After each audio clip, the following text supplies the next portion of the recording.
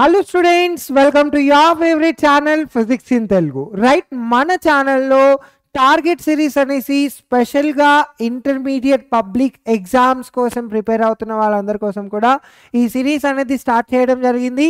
So మనం ఈ series ఎన్ని డేస్ వరకు కంటిన్యూ అవుతుందంటే so it will be for 45 days of time. So ఈ 45 days of టైంలో ఎవ్రీ డే లెక్చర్స్ అనేది ఇవ్వడం జరుగుతుంది ఇన్ ఆల్ ద సబ్జెక్ట్స్ పీసీఎంబీ.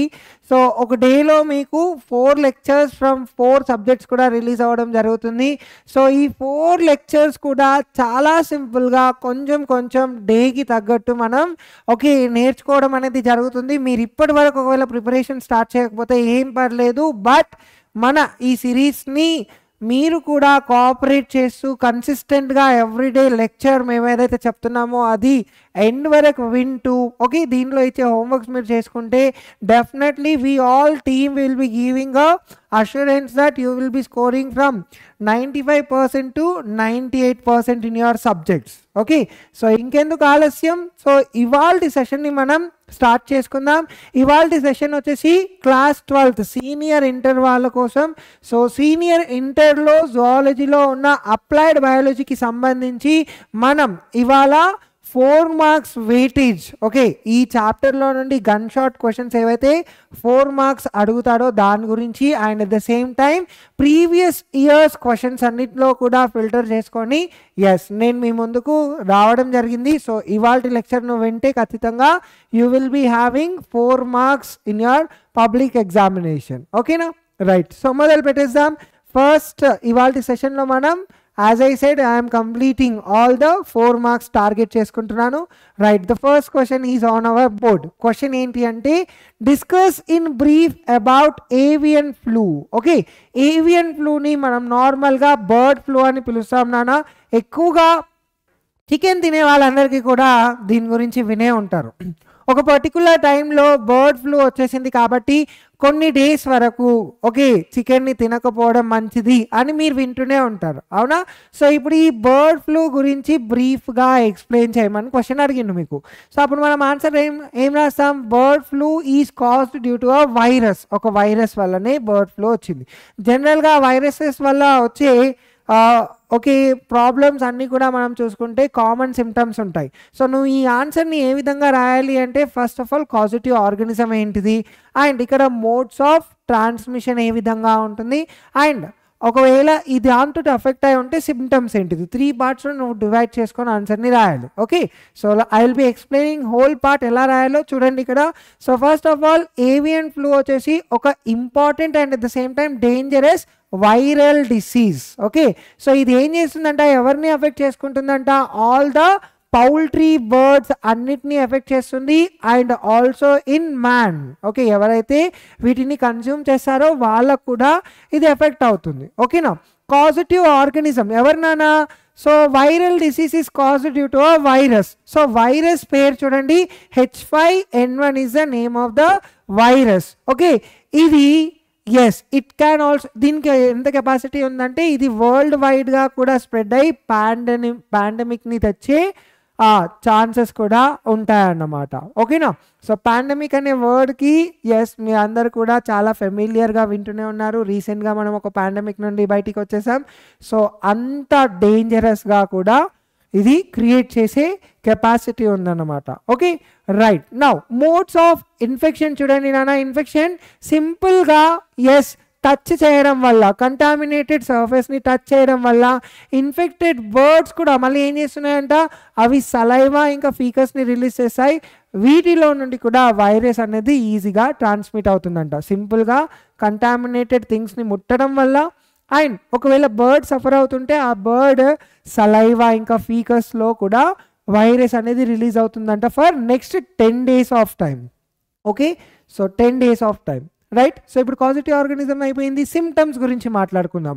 ఒకవేళ హ్యూమన్ ఇన్ఫెక్ట్ అయిందనుకో, నేను చెప్పాను కదా వైరసెస్ తోటి ప్రాబ్లం అన్నీ కూడా సిమ్టమ్స్ మనకు ఫెమిలియర్గా ఉంటాయి. సో కరోనా వైరస్లో మనకు సిమ్టమ్ ఏమొచ్చింది అక్కడ? జలుబు, అవునా? సో ఇక్కడ కూడా సేమ్ ఉంటుంది. సో ఫ్లూ తోటి సఫర్ అవుతుంటే సిమ్టమ్స్ వచ్చేసి dry cough. Dry cough with phlegm and next diarrhoea, breathing difficulty. చూడండి కరోనాలో కూడా బ్రీతింగ్ డిఫికల్టీ తోటి సఫర్ అయ్యాం కదా, రైట్. సో సేమ్ ప్రాబ్లం ఇక్కడ కూడా, ఫీవర్ వచ్చేస్తుంది, headache and sore throat, okay. And అలానే బాడీ పెయిన్స్ కూడా ఉంటాయి. సో ఇవన్నీ కూడా ఏంటిదన్నా సిమ్టమ్స్ అనమాట. సో వీటన్నిటిలో మీరు ఏదైనా 4 సిమ్టమ్స్ రాసి, సో ఈ విధంగా మీరు ఆన్సర్ని డివైడ్ చేస్తూ క్లియర్గా, ఓకే, రాసిన తర్వాత హైలైట్ చేయండి మోడ్స్ ఆఫ్ ఇన్ఫెక్షన్. ఎస్, ఇలా హైలైట్ చేస్తూ వెళ్ళారనుకోండి, ఇవాల్యుయేటర్ కరెక్షన్ చేసేటప్పుడు ఈ హైలైటెడ్ పాయింట్ మీద దృష్టి పెడతారు. తర్వాత చెక్ చేసుకొని if is going to satisfy, so అతనికి ఆన్సర్ వర్తిగా ఉందనిపించింది అనుకోండి, ఆబ్వియస్లీ తను ఇంకేం చేస్తాడు, బైకి బై మార్క్స్ వేసేస్తాడు అనమాట. So did you understood? ఇక్కడ దాకా అర్థమైందన్నా, right. Now see here one more thing. ఇప్పుడు ప్రివెన్షన్. మరి కాజిటివ్ గురించి డిస్కస్ చేసుకున్నాం, ఇన్ఫెక్షన్ ఏ విధంగా స్ప్రెడ్ అవుతుందో డిస్కస్ చేసుకున్నాం, అవునా, సిమ్టమ్స్ కూడా మాట్లాడుకున్నాం. మరి ఇది రాకుండా ఉండాలి అంటే ఏం చేయాలి అంటే, you should not eat undercooked chicken. Okay, సరిగ్గా ఉడకబెట్టుకోకుండా హాఫ్ బాయిల్డ్ చికెన్ తిన్నారనుకోండి, ఎస్, మనకు ఈ దాంతో ఎఫెక్ట్ అయ్యే ఛాన్స్ ఉంటుందన్నమాట. So see here, consumption of undercooked chicken to be avoided. Okay, you should avoid this. Next, పౌల్ట్రీలో పనిచేసే పీపుల్ ఎవరైతే ఉంటారో వాళ్ళు ప్రొటెక్టివ్ క్లాత్స్ని యూజ్ చేసుకోవాలి, మాస్క్ని కూడా వేసుకోవాలి. And next, complete culling. చూడండి నాన్న, మనం ఈ వైరస్ స్టార్టింగ్లో ఉన్నప్పుడు మీరు గమనించవచ్చు, మనకు అప్పట్లో ఉన్న సీఎం కూడా చికెన్ ముక్క తిని చెప్పాడు చికెన్ తింటే ఈ వైరస్ రావట్లేదు అనేసి. బట్ అంతకంటే ముందు మీరు చూసుకుంటే కోళ్ళను అన్నిటినీ కూడా తీసుకెళ్ళి పాతి పెట్టడం జరిగింది, కాల్ చేయడం జరిగింది. సో ఇక్కడ ఈ వైరస్ తోటి జనరల్గా సఫర్ అవుతూ ఉంటే, ఏవియన్ ఫ్లూ తోటి సఫర్ అవుతూ ఉంటే, దీన్ని ప్రివెంట్ చేసుకోవడం కోసం మనం కల్లింగ్ ప్రాసెస్ చేస్తామన్నమాట. అంటే ఇన్ఫెక్టెడ్ బర్డ్స్ని మనం ఏం చేస్తున్నామంట, ఈదర్ కాల్ చేస్తాం లేదా వాటిని పూడ్ చేస్తామన్నమాట. ఓకేనా, అర్థమైందా? So this is the prevention part, right.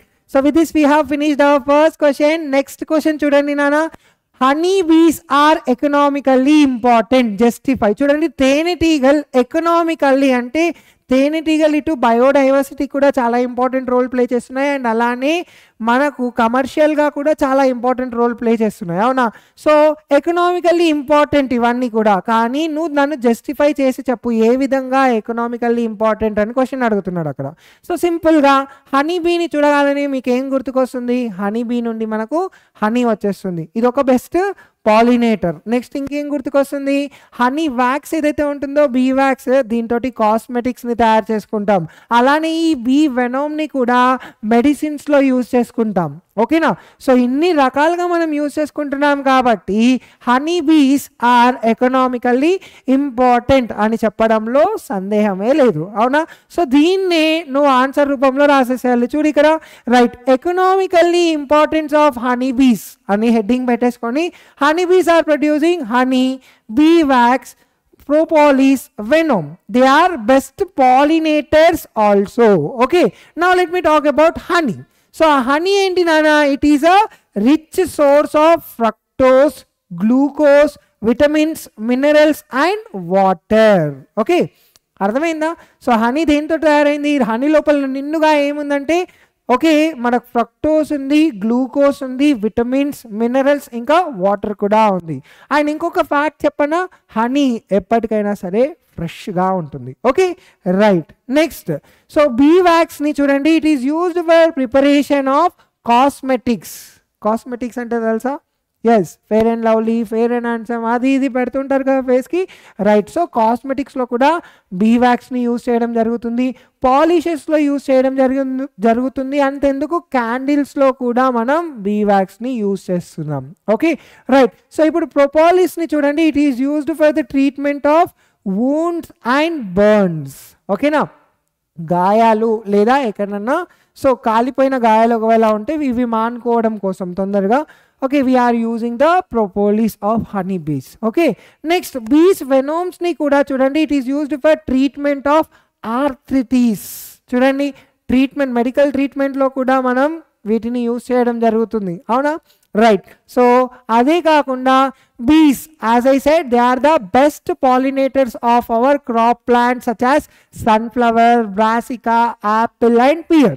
Okay, so ఇన్ని రకాలుగా నీకు హనీబీస్ హెల్ప్ చేస్తున్నాయి కాబట్టి yes you should say that you can justify that honeybees are economically important. See here, in view of all the above aspects, we claim that honeybees are economically important source. Okay, అర్థమైందా? Right, let's move on to the next question. Explain in brief structure of insulin. Insulin structure ni explain చేయమని చెప్తున్నారు. Simple గా 5 points లో మనం ఈ answer ని complete చేసేయచ్చు. So see here, insulin వచ్చేసి నానా ఇది ఒక ప్రోటీన్ హార్మోన్. ఎవరు ప్రొడ్యూస్ చేస్తున్నారంట? బీటా సెల్స్ ఇన్ ప్యాంక్రియాస్లోని బీటా సెల్స్ ఈ ఇన్సులిన్ని ప్రొడ్యూస్ చేస్తున్నాయంట. అండ్ ఇది చూసుకుంటే కనుక it is a chain of 51 amino acids in 2 polypeptide chain. ఇది కంపల్సరీ గుర్తుపెట్టుకోవాలి నువ్వు. Okay, insulin is made up of what? 51 amino acids. అది కూడా 2 పాలీపెప్టైడ్ చైన్స్ లాగా అరేంజ్ అయి ఉన్నాయి.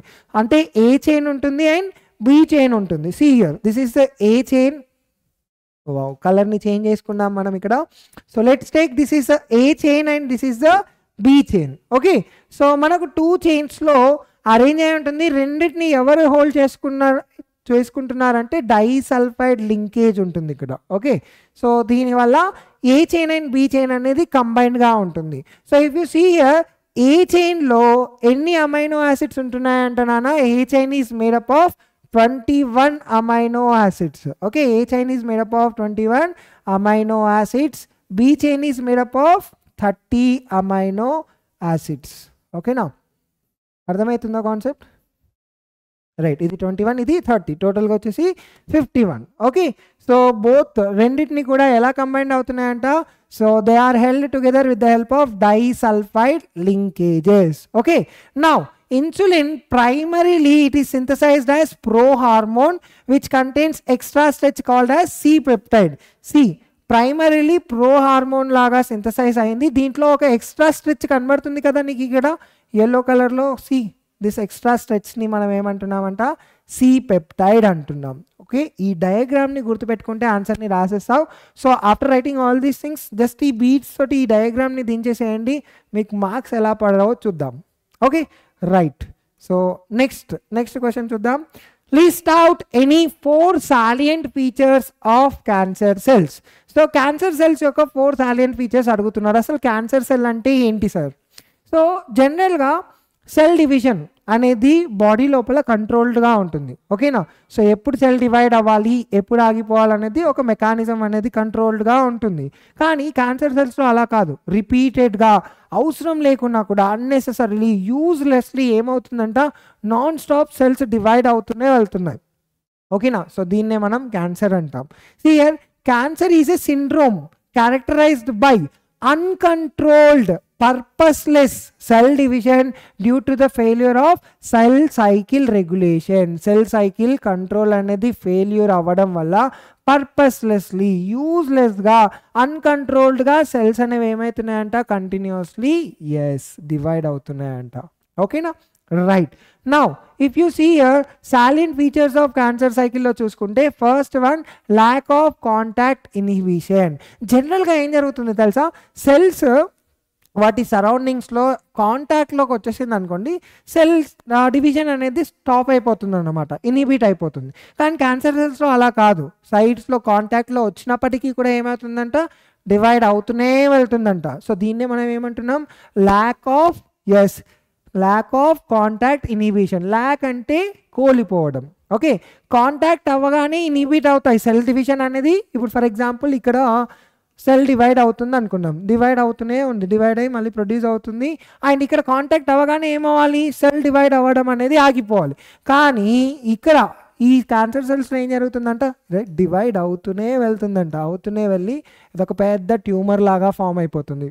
ఓకేనా, here normal cells stop cell division and cell mobility when they are in close contact. This is called contact inhibition. Cancer cells are lacking this property, hence they continue to grow and divide.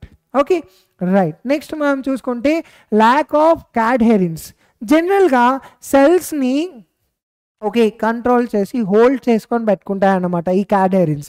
So క్యాడెరిన్స్ లేకపోవడం వల్ల cancer cells ఏం చేస్తున్నాయంట, ఈజీగా detach అయిపోయి they are causing what, metastasis. Okay, next immortalisation. జనరల్గా మనం చూసుకుంటే మన సెల్స్లో అద్భుతమైన మెకానిజం ఒకటి ఉంటుంది. ఏంటంటే డిఎన్ఏ ఒకవేళ అదేదైనా ప్రాబ్లమేటిక్ తోటి ఏదైనా రిపేర్స్ వచ్చింది అనుకోండి, yes there will be a mechanism. With that mechanism ఏం జరుగుతుంది అంటే డిఎన్ఏ అనేది మళ్ళీ ఏమైపోతుందంట, ఎస్ రిపేర్ చేసుకుంటుంది.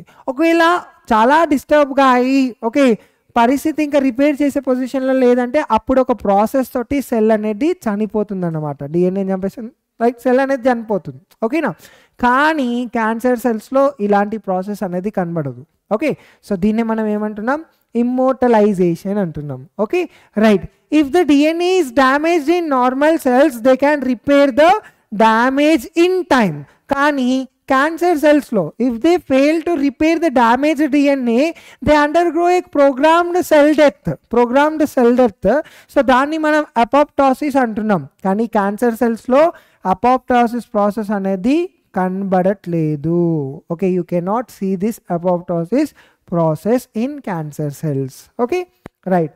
సో నౌ యాంజియోజెనిసిస్ ఇంకొక, ఓకే 4 సైలెంట్ ఫీచర్స్ అన్నాడు కదా, ఇంకొకటి చూడండి.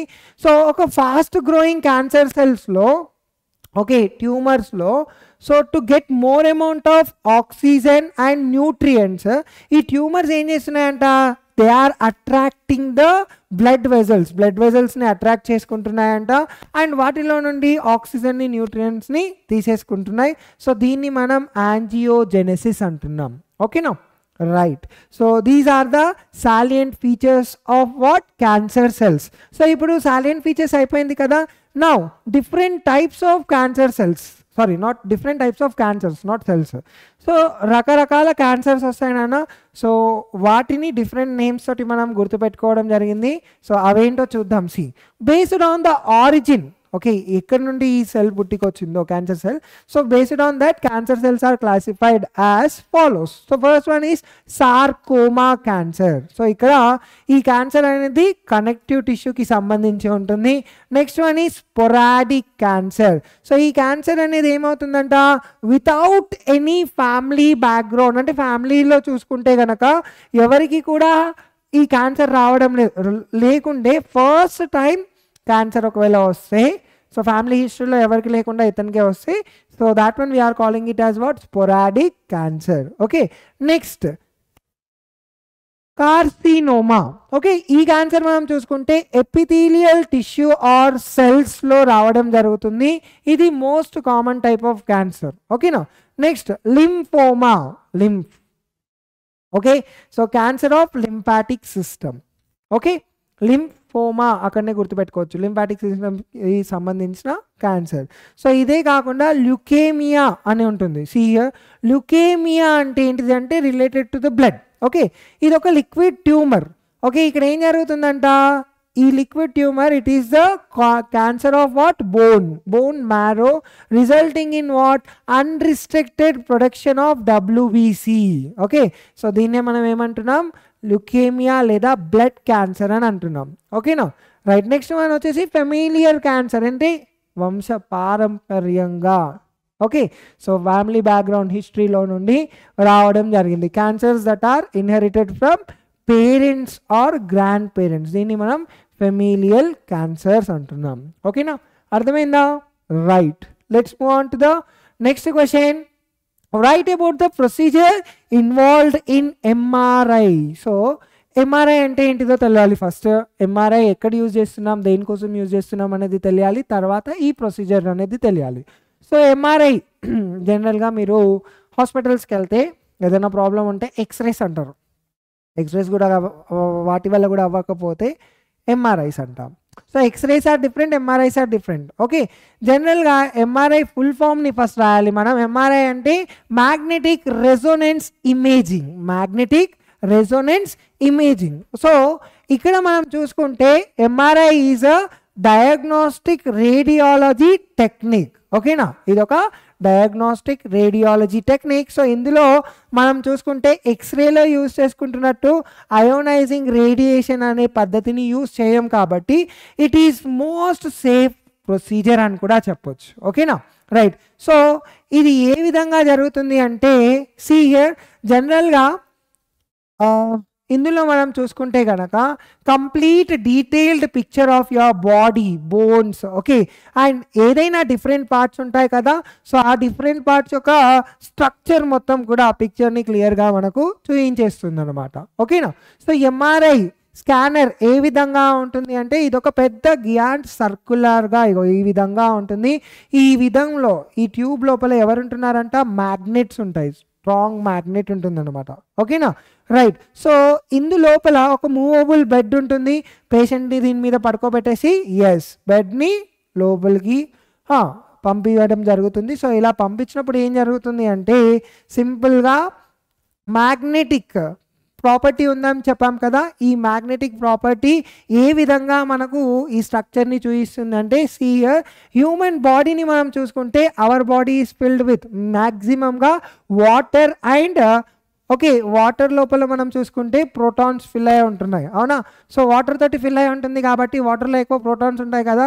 ఇప్పుడు ఈ మ్యాగ్నెటిక్ ట్యూబ్లో మనం పంపించినప్పుడు ఏం జరుగుతుంది అంటే ఈ మ్యాగ్నెట్ వచ్చేసి ఒక స్ట్రాంగ్ మ్యాగ్నెటిక్ ఫీల్డ్ని ప్రొడ్యూస్ చేస్తుంది. సో ఈ స్ట్రాంగ్ మ్యాగ్నెటిక్ ఫీల్డ్ని ప్రొడ్యూస్ చేసినప్పుడు బాడీ లోపల ఉన్న ప్రోటాన్స్ అన్నీ కూడా ఒకే లైన్లో ఒకే విధంగా ఒకే డైరెక్షన్లో అరేంజ్ అయిపోయి ఉంటాయన్నమాట towards the magnetic field. So ఈ మీన్ టైంలో second radio frequency of electromagnetic field అనేది టర్న్ ఆన్ అవుతుందంట ఒక పీరియడ్ ఆఫ్ టైం వరకు. ఓకేనా. నౌ ఇప్పుడు ఏం జరుగుతుంది అంటే మనం చూసుకుంటే డిఫరెంట్ పార్ట్స్ ఆఫ్ బాడీ లోపల ఓకే ప్రోటాన్స్ ఏం చేస్తున్నాయంట, డిఫరెంట్ ఎనర్జీని రిలీజ్ చేయడం జరుగుతుంది. ఈ ఎనర్జీని ఎవరు డిటెక్ట్ చేసుకుంటున్నారంట, ఎంఆర్ఐ స్కానర్స్ డిటెక్ట్ చేసుకుంటున్నాయి. And accordingly to the contrast between the image of different tissues based on the water content మనకు ఒక క్లియర్ పిక్చర్ అనేది ప్రొడ్యూస్ అవ్వడం జరుగుతుంది. ఇప్పుడు ఈ ఇన్ఫర్మేషన్ని ప్రాసెస్ చేసుకొని సిస్టమ్కి పంపించేస్తే అక్కడ మనకు బాడీ పార్ట్ యొక్క ఇమేజ్ అనేది జనరేట్ అవుతుంది. ఓకేనా.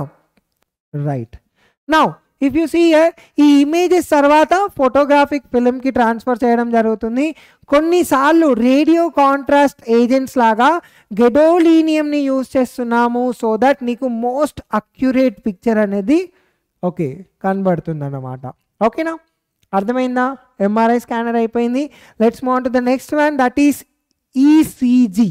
ఓకే, ఈసీజీ చూడండి, ఇది మనకు ఏపీ వాళ్ళకు 1924 అండ్ టీఎస్లో 2017లో అడగడం జరిగింది. సో ఇక్కడ ఏం అడుగుతున్నాడు, right briefly about different waves and intervals in an ECG. First of all ECG అంటే ఏంటి, నార్మల్గా మూవీస్ చూస్తుంటారు కదా. సో మూవీస్ లోపల హాస్పిటల్కి వెళ్ళాం, సీన్ కొంచెం ఇమోషనల్గా ఉండి చావు బతుకుల్లో ఉంటే అక్కడ మనకు ఒక మానిటర్ చూపిస్తాడు, అందులో మనకి ఇలా వేవ్స్ ఉంటాయి, అవునా, ఇలా వెళ్తుంది లాస్ట్కి, అవునా. సో ఇలా ఓకే స్ట్రేట్ లైన్ వెళ్ళిందంటే దాని అర్థం ఏంటిది, చనిపోయినట్టు, అవునా. రైట్. సో ఈ మెషిన్ పేరేనా, ఈ మానిటర్ ఏదైతే ఉందో ఈ మెషిన్ని మనం ఈసీజీ అంటాం, ఈసీజీ మెషిన్ అంటాం.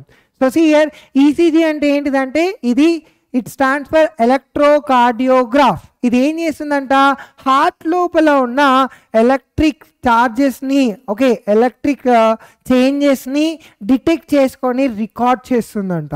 ఓకే, ఇక్కడ ఏం చేస్తున్నారంట, 12 సెన్సార్స్ని మనం 12 డిఫరెంట్ ప్లేసెస్లో ఓకే అరేంజ్ చేసి పెడుతున్నాం. సో అరేంజ్ చేసినప్పుడు ఏమవుతుందంటే ఇక్కడ మనము ఓకే హార్ట్ లోపల ఎలక్ట్రిక్ చేంజెస్ ఏమైనా జరిగితే అవన్నీ కూడా ఈ ఈసీజీ మెషిన్ మీద కనబడడం జరుగుతుందంట. See here it records electrical changes in the heart. 12 sensors are placed at 12 places and the leads are connected to the ECG machine.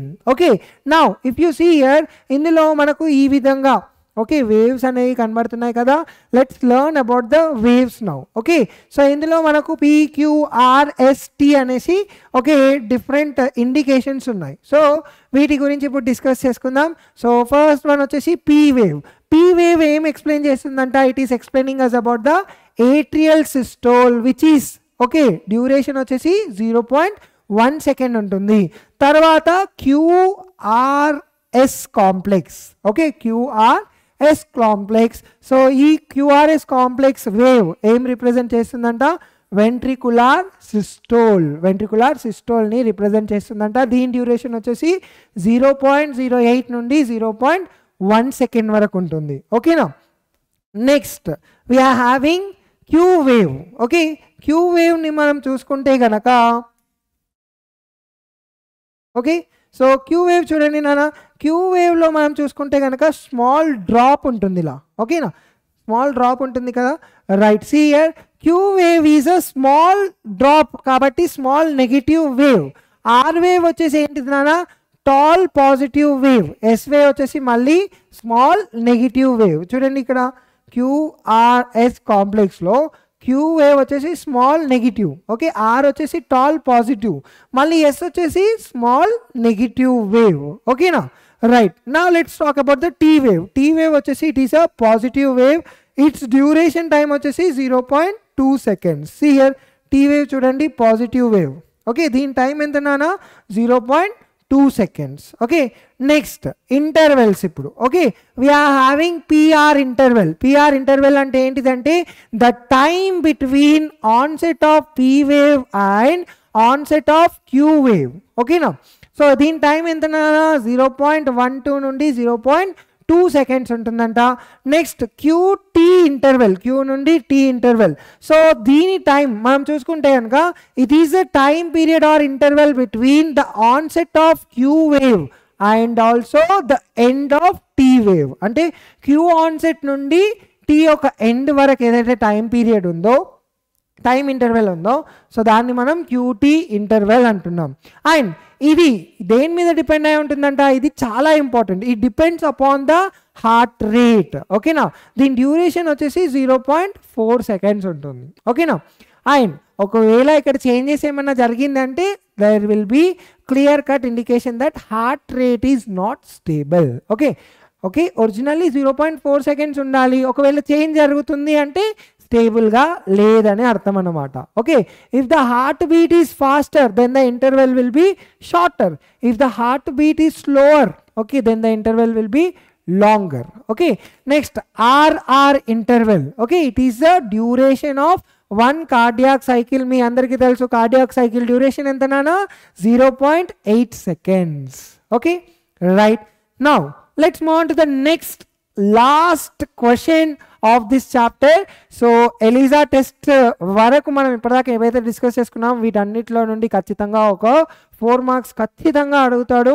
And one more important thing నానా, మన యాప్లో okay we are having free test series, mock test. Okay, and మేము రాసిన ఈ teaching okay handwritten notes అనేది కూడా మీకు provide చేయడం జరిగింది. కాబట్టి లింక్ డిస్క్రిప్షన్లో ఉండి if you are required of these things immediately యాప్ని డౌన్లోడ్ చేసుకోండి. అండ్ మీకు మన దగ్గర ఓకే కొన్ని మాత్రం మనకు డైరెక్ట్గా సిరీస్ ఇలా రిలీజ్ చేయడం జరుగుతుంది. Each and every information related to the course everything కూడా మీకు యాప్లో ఇవ్వడం జరుగుతుంది. కాబట్టి ఇంకెందుకు ఆలస్యం, వెంటనే download the app physics in Telugu. Okay, right. Now let's talk about the last question, that is బ్రీఫ్లీగా మనకి ఇక్కడ ఏం డిస్కస్ చేయమని చెప్తున్నారు, the process of indirect ELISA. Okay, so will be having 2 types of ELISA test, direct ELISA test ఒకటి, indirect ELISA test ఒకటి. So ఒకటి antigens మీద బేస్ చేసుకొని ఉంటే ఇంకొకటి యాంటీబాడీస్ మీద బేస్ చేసుకొని ఉంటుంది. మనకి ఇక్కడ క్వశ్చన్ ఇండైరెక్ట్ ఎలిజా గురించి రాయమని చెప్తున్నాడు. Now what is the full form of ELISA? Enzyme linked immunoabsorbent assay. Okay, now it is a fundamental tool of clinical immunology. Indirect ELISA is done to detect antibodies. Ante direct ELISA nemo done to detect what? Antigens. Idi nemo antibodies ని detect చేయడం కోసం ఈ test చేయడం జరుగుతుంది. So ఇక్కడ మనం నార్మల్గా ఈ టెస్ట్ ఓకే ఈ ఇండైరెక్ట్ ఎలిజా టెస్ట్ దేనికి ఫైండ్ అవుట్ చేయడం కోసం యూజ్ చేస్తున్నామంటే హెచ్ఐవి టెస్ట్. ఓకే ఓకేనా, రైట్. నా HIV test is and indirect ELISA test అని చెప్పొచ్చు. Okay, right. సో ఇప్పుడు ఈ టెస్ట్లో ఏం జరుగుతుందో చూడండి. ఇక్కడ ఫస్ట్ ఆఫ్ ఆల్ ఇక్కడ యాంటీబాడీస్ని డిటెక్ట్ చేయడం కోసమే కదా ఈ test. So it is used to detect anti HIV antibodies. Okay, ఇప్పుడు ఇందులో ఏం చేస్తుందంట, ఒక తెలిసిన యాంటీజెన్ని మనం వెల్లో యాడ్ చేయడం జరుగుతుంది. తర్వాత పేషెంట్ యొక్క యాంటీ స్క్రమ్ని కూడా యాడ్ చేయడం జరుగుతుంది. ఇప్పుడు antibodies in the patients antiserum are bind to the antigen coated on the surface of the well. ఏం చేస్తున్నామంట ఇక్కడ పేషెంట్స్ యాంటీసెరమ్లోని యాంటీబాడీస్ని యాంటీజెన్ తోటి కోట్ చేసి ఎక్కడ ప్లేస్ చేస్తున్నామంట వెల్ యొక్క సర్ఫేస్ మీద ప్లేస్ చేయడం జరుగుతుందంట. ఓకేనా, right. Now if you see here enzyme linked anti human immune serum globulins అంటే దీన్ని సింపుల్గా HISGs అని అంటాం. వీటిని యాడ్ చేయడం జరుగుతుంది. ఇవేం చేస్తున్నాయంట, they bind to antibodies that are already linked to antigens. Okay, ఇప్పుడు enzyme substrate is added and ఇక్కడ రియాక్షన్ అనేది జరుగుతుంది. రియాక్షన్ జరగడం వల్ల మనకు ఒక విజిబుల్ కలర్ అనేది ప్రొడ్యూస్ అవుతుంది. దీన్ని స్పెక్ట్రోఫోటోమీటర్ తోటి మెజర్ చేయడం అనేది జరుగుతుంది. But ELISA cannot be used to confirm. Okay, confirmation test of HIV లాగా మనం ఈ టెస్ట్ని యూజ్ చేయలేం. బికాస్ కొన్నిసార్లు ఫాల్స్ పాజిటివ్ వచ్చే ఛాన్స్ ఉంటుంది అండ్ కొన్నిసార్లు నెగిటివ్, ఓకే, నెగిటివ్ ఏమంటారు ఫాల్స్ నెగిటివ్ వచ్చే ఛాన్స్ కూడా ఉంటుంది. కాబట్టి మనం అయితే మొత్తానికి ఎలిజా టెస్ట్ మీద నమ్మకం పెట్టుకోలేం. ఓకేనా, సిఏ డయాగ్రామ్ చూడండి. ఫస్ట్ వెల్ని తీసుకున్నాం, స్పెసిఫిక్ యాంటీబాడీస్ని మనం ఏం చేస్తున్నామంట వెల్ లోపల బైండ్ చేస్తున్నాం. Okay, the same activity. తర్వాత sample containing unknown amount of antigen add చేసాం. తర్వాత యాంటీజెన్స్ ఫస్ట్ యాంటీబాడీస్ని బైండ్ చేసుకుంటున్నాయి. తర్వాత యాంటీబాడీ లింక్డ్ టు ఎంజైమ్స్ని యాడ్ చేసుకుంటున్నాం. రియాక్షన్ జరగడం వల్ల మనకు కలర్లో మార్పులు జరిగాయి. ఓకేనా, ఎస్. సో ఎస్, ఇలా మనం ఆన్సర్ కంప్లీట్గా రాసిన తర్వాత you have to right the, okay, you have to draw the diagram. Okay, now so with this we have finished our today's lecture. I hope everybody enjoyed this lecture. See, simple ga 30 minutes lo applied biology nundi అన్ని ఆన్సర్స్ని cover చేసేసుకున్నాం. Just కొంచెం focus చేసుకొని ఆన్సర్స్ని segregate చేసుకొని ఓన్గా, okay, మీనింగ్ఫుల్గా ఈ concepts అన్నీ కూడా వచ్చే విధంగా రాయండి. ఖచ్చితంగా మీకు 95% to 98% ఖచ్చితంగా వస్తుంది. కన్సిస్టెంట్గా ఉంటే 100% తెచ్చుకోవడం పెద్ద ప్రాబ్లం లేదు నాన్న. ఓకేనా, రైట్. సో నెక్స్ట్ సెషన్లో ఇంకా మంచి టాపిక్స్ తోటి కలుద్దాం. Until than keep learning. Thank you.